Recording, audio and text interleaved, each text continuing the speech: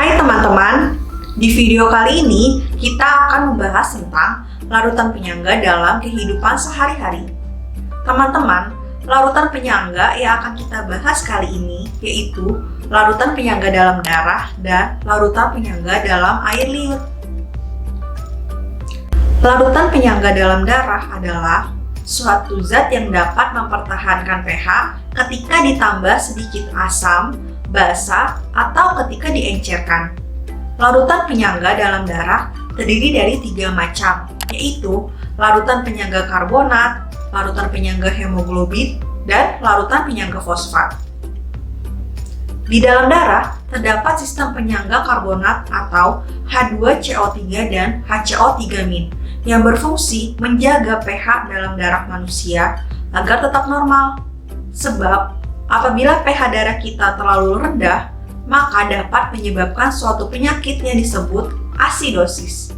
Sedangkan apabila pH darah kita terlalu tinggi, maka dapat menyebabkan penyakit yang disebut alkalosis.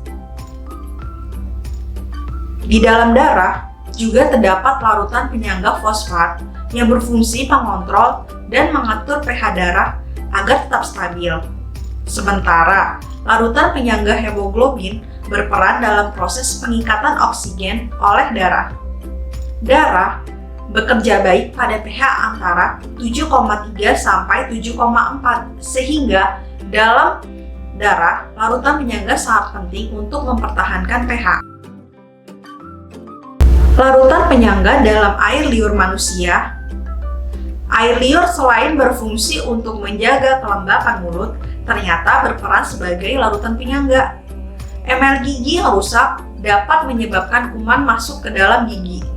Air liur dapat mempertahankan pH dalam mulut tetap berada pada kisaran 6,2 hingga 7,4. Air liur mengandung larutan penyangga fosfat yang dapat mencegah kerusakan gigi dari kikisan asam-asam yang terbentuk dari sisa-sisa makanan di sela-sela gigi yang busuk.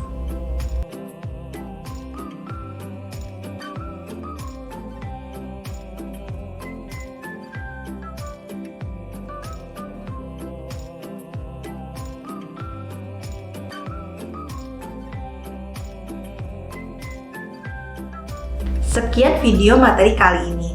Terima kasih telah menyaksikan.